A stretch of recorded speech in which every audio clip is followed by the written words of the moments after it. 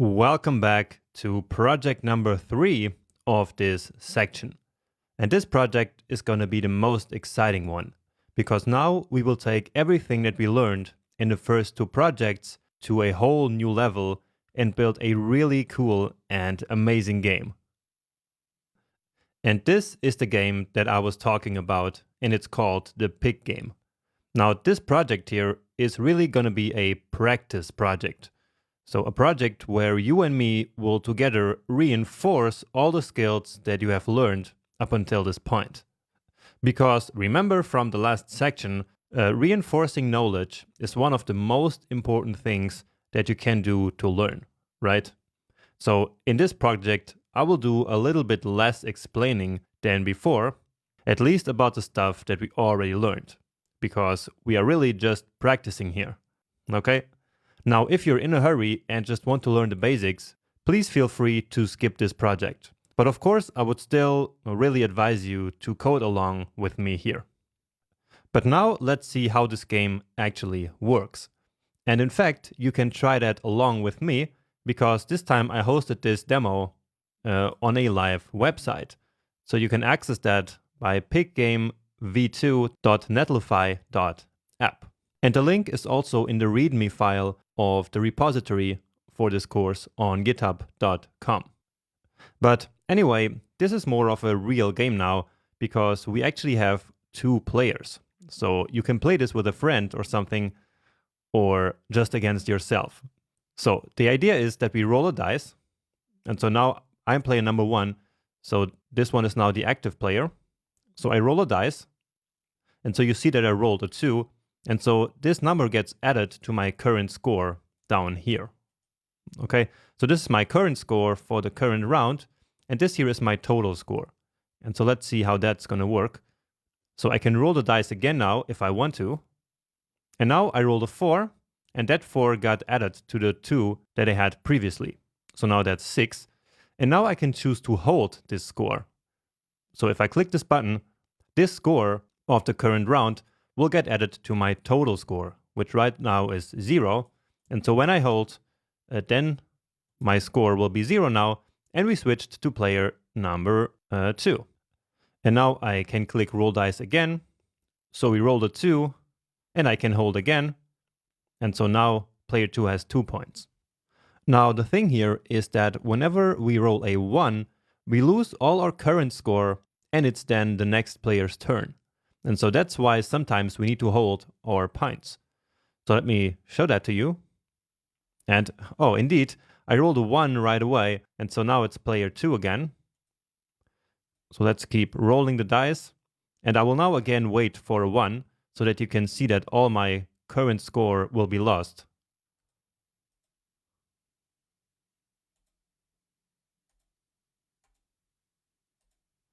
So that's a lot of points already there. And now I rolled a 1, and the player lost all the points. Okay, so I could have held the points, and then I would have added all these points here to my score. So let's do that here. And again, a 1. And so, yeah, now here I hold, and I added them to these points. And I think by now you get how the game works, right? So the first player to reach 100 points then wins the game. But I will now not demonstrate that, because that's going to take too long. So we have these 2 buttons here, and then we also have, just like in the previous game, a way of resetting the game. So when I click here, as you might expect, this dice will disappear, and all the scores are set back to 0. And to understand this game a little bit better, for this application I designed something called a flowchart. So let's take a look at that. And this is what a flowchart looks like. So basically it's a representation of everything that can happen in the application. So on the left side we have in yellow the possible actions that the user can take.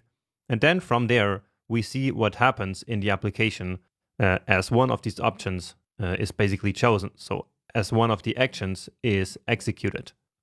So whenever the user rolls the dice, so clicks that roll dice button, then we need to generate a random dice roll.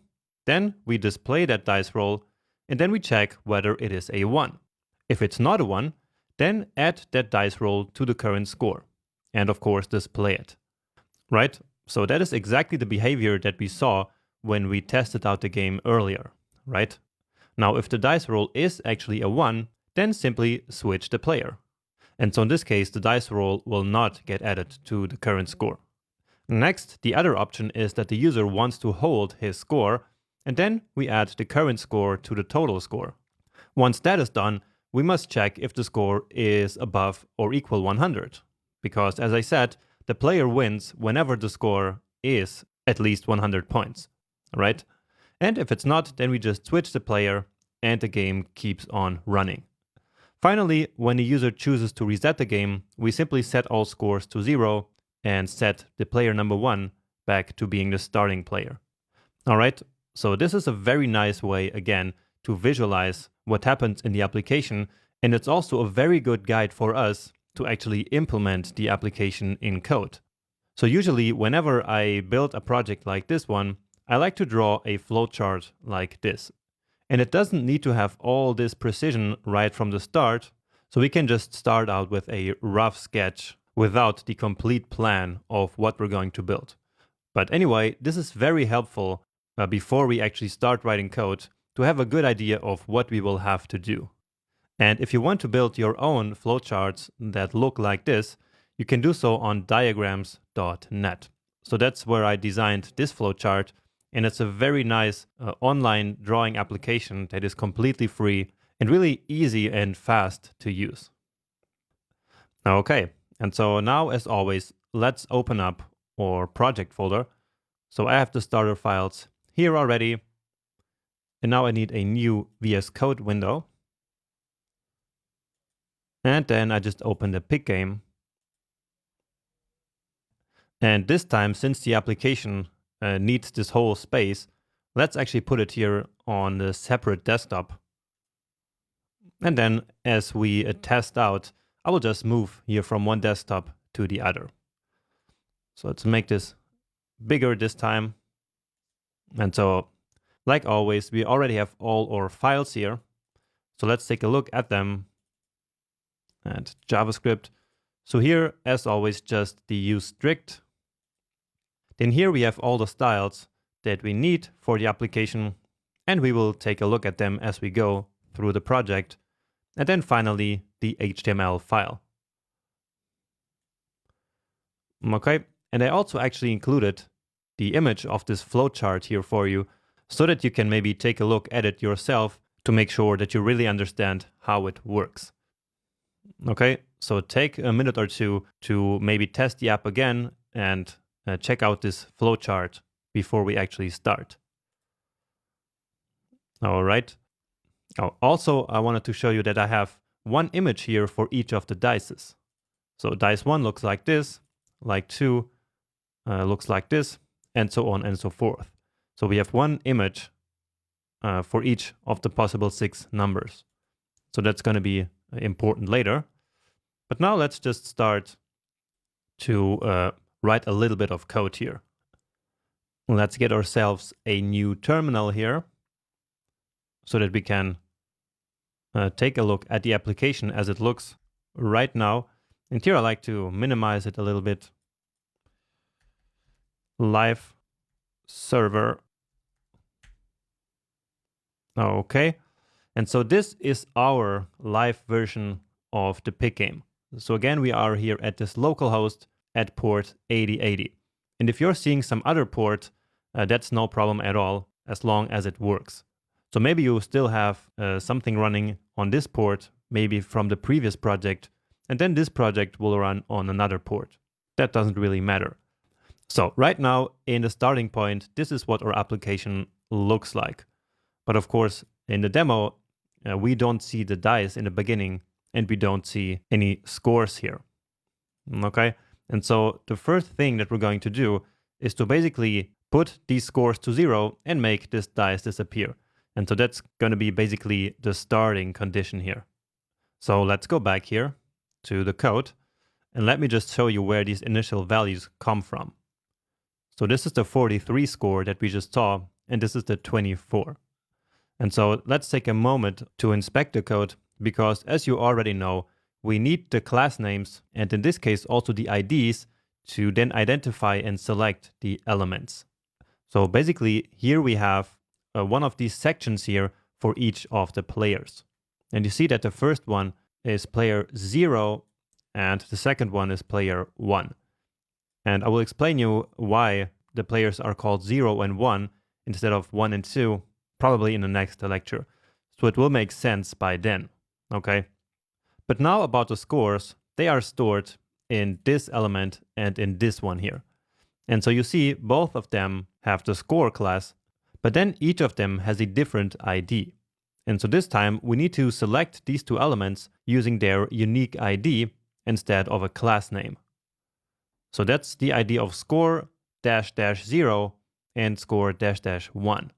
So let's do that. So const score 1 and then document .query selector. So this is the way that we learned it before. And now here we actually need the hash symbol. So score 0. So actually I'm interested in 0 here. Okay, and so again, now we used this hash because that is the selector for the ID. And the dot that we used to use is only for classes.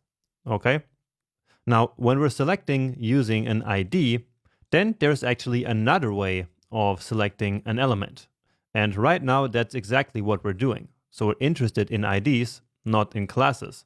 And so let me show you that other way of selecting elements that only works by ID. So let's call this one score 1.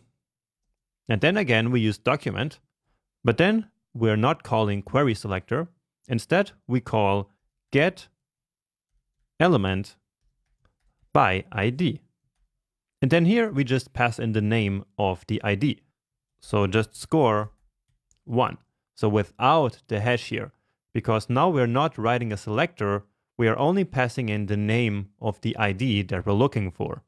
Okay, so this works exactly the same as this, but the get element by ID is supposed to be a little bit faster than query selector. But I guess that's only relevant if you're selecting like thousands of elements at once. So usually I like to always use query selector, but I still wanted to show you that there also exists get element by ID. All right.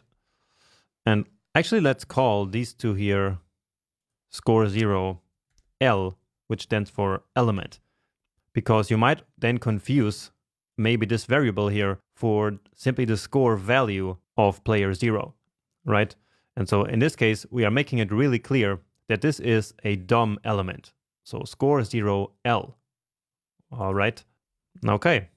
So we're selecting these here, and now we can use the variables to do something on them. And again, we do that because probably we will need to do something with these selected elements multiple times throughout the application. And so we just define them once at the top of our file instead of having to select the same elements over and over again. So let's just add a comment here. And comments are also a good way of structuring the code and also of planning how we will build some features. So selecting elements. And so in this project, we will try to get a little bit more used to actually writing comments. All right. Anyway, let's now set these initial conditions of score 0 element. And then, as you know, we use text content, and then we set it to 0. All right. And now the same for score 1. Score 1 element dot text content to 0.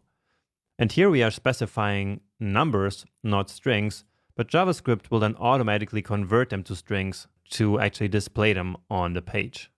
So if we go now to the application, that should already be in effect.